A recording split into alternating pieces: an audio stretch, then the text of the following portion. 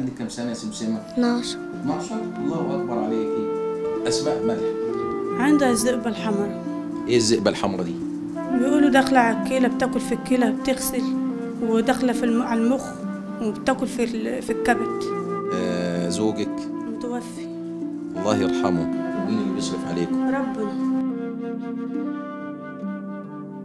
مؤسسة فذكر ما زالت مع حضراتكم اليوم من قرية بني حلة بمحافظة بني سويف، والنهاردة معانا حالة من الحالات هنتعرف عليها دلوقتي حالا. اسمك ايه؟ اسمك ايه؟ أسماء. اسماء ايه؟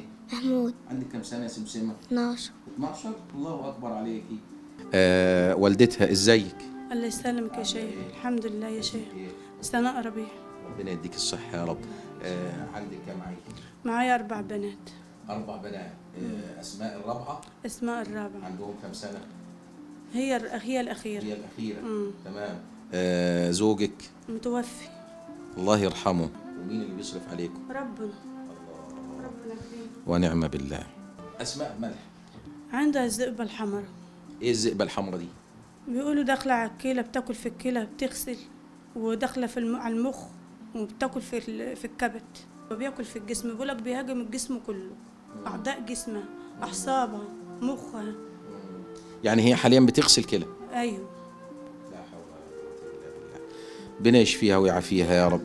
15 يوم في الرعاية. قعدت 15 يوم في الرعاية. 15 من يوم. من أيوه. قد إيه؟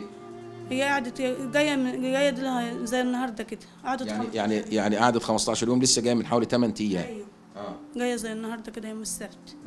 خرجوها من الرعايه، وهتروح كل شهر تتحجز كل 15 في الشهر، تاخد جرعه هناك يعني كل شهر هتروح تاخد جرعه علاج في المستشفى. ايوه. بتعالجيها فين؟ في الجامعه. ربنا يعيننا ويعينك ويقويك يا رب ان شاء الله باذن الله تعالى ان شاء الله.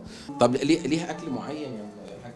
بتاكل ايوه سليق، اكل سليق. يعني اكل معين سليق ايوه، من غير ملح، كله من غير ملح. ما تشربش اي حاجه من بره، تشرب ميه من الازايز، ميه معدنيه. أيوة. بس لا لكن ممنوع عليها مثلا ممنوع عليها حاجه ساقعه. لا كله ده بتاع الحاجات البرانيه دي، لا ولا اي حاجه، ولا اي حاجه خالص.